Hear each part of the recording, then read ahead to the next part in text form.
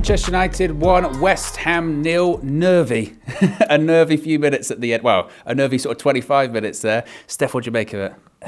Yeah, nervy ending to the game, but well done, David De Gea, for basically just keeping us in the game, winning the game for us. Yeah, I don't think if it wasn't for him, we would be standing here having a completely different conversation. So...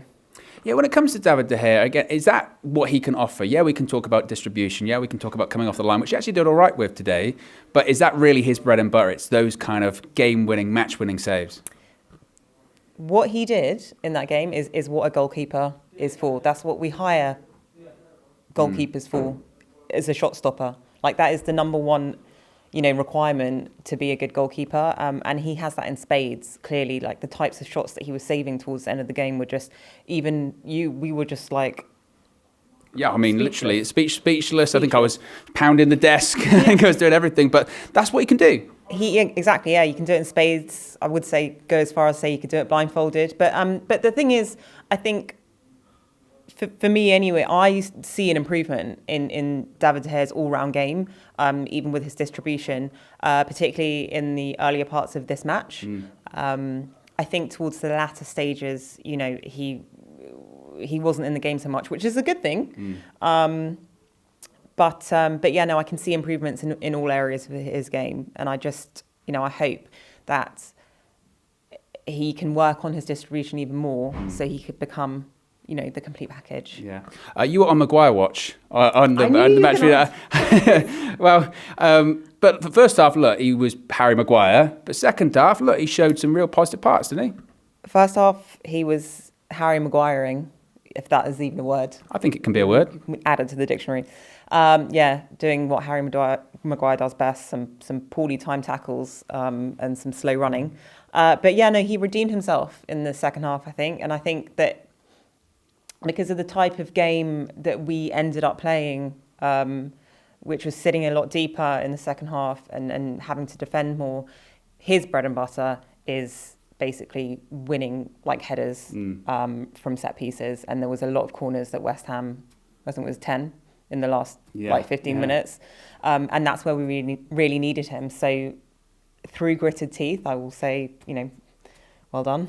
Well, it was almost the perfect game for him, really, wasn't it? A lot of high balls into the box, a lot of corners to defend from. I mean, for Maguire, as Maguire games go, it probably was the best one suited for him. Oh, 100%, as Maguire games go. Exactly. You're right. It was the perfect game for him. Exactly. I would say, other than that, my man of the match would be Dalot. He was everywhere. Like, I know we've all been saying it, but like, this dude was left back, right wing, left wing, running around midfield. I mean, I can't even count how many headers he won in our box, and which was probably a great help to Maguire as well. Having those two aerial people defending. But no, he's really, really impressed me. And hands up, I have to say, and Flex will know this because I think we had a debate about it. But yeah, I wasn't seeing the improvement or progression in Dalot. Maybe I was late to cotton on. I don't know. There was something about his performance that I didn't get. I didn't get what everybody else was seeing. But I think clearly in this game, my eyes have, been opened. Yes. I've seen the light. But yeah, no, his improvement. And also, the interviews that he's been doing off the pitch as well. Very good. Very good. I like what I see. Loving it. Speaking of liking what you see, Marcus Rashford, I mean, night and day from last season, gets his 100th Manchester United goal today. Just the improvement under Erik ten Hag has been amazing. Again, yeah, definite improvement with Rashford. One thing that I don't think anyone else has picked up on just yet is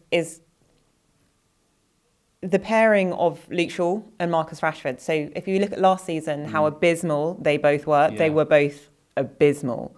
And this season, like, we also have seen a big improvement in Luke Shaw. I mean, whether that's because he's lost weight or, people like to joke about that. But whether that's because of his weight loss or the competition, because, we all know that he works really well. When he knows that he's got competition, he will up the gears.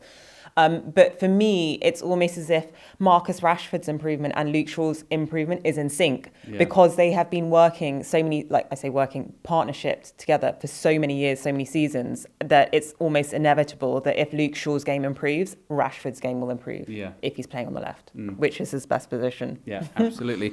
Now, obviously, up front today was Cristiano Ronaldo. Didn't get his goal, but made some good runs. Are we starting to see maybe what he can offer to Erik ten Hag? I mean, it's 2 starts in a row. Again, if Martial comes back, when he comes back, it might be a bit different. But what did you think of Ronaldo's performance today? I thought it was decent. If I was to rate him out of 10, I would give him a solid 6.5. And I say that because, fine, he didn't score any goals and he did miss a couple of opportunities. There was one header and then one shot off the left-hand side. But it's Ronaldo's game intelligence. Like, if you look at where he is off the ball and where he positions himself, it allows, it allowed the wingers, well, less so Elanga, but more so Rashford, it allowed the attack more space to work with. So again, his intelligence of play was excellent, and particularly towards the end of the game when we were sitting deeper and he was coming deeper, he did provide that outball on a couple of occasions. So yeah. Lisandro Martinez as well, just a revelation for United this season. The fans are already so attached to him.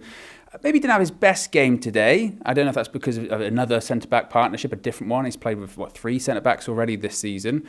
But just how important is his personality, do you think? You saw them congratulating De Gea after the game. That kind of personality is infectious throughout the side. It is infectious. And it's so just satisfying for me to see, because those celebrations and that camaraderie, like that harks back to like the 90s for me anyway. Like the I know I'm so old. The United team that I used to watch when everybody was so together. And I, even if it is a shot stop or if it's a simple block and they kick it out or lob it away from goal, just having that togetherness and the high fives and all of that, I'm really, really loving it. One thing I would say though is not attack, but Maguire, it's almost as if that should really be his job as captain. And towards the end, even with the celebrations and everyone going to hug David De Gea, Lisandro Martinez being one of them, it just seems there's an imbalance there. Like Maguire hasn't been very vocal. I mean, he hasn't been playing much recently, but I would have thought that coming on for his first full start, the captaincy. With the captaincy, he would have been more vocal and direct. But there you go. Another victory for Manchester United. 3 more points at Old Trafford. On to the next one.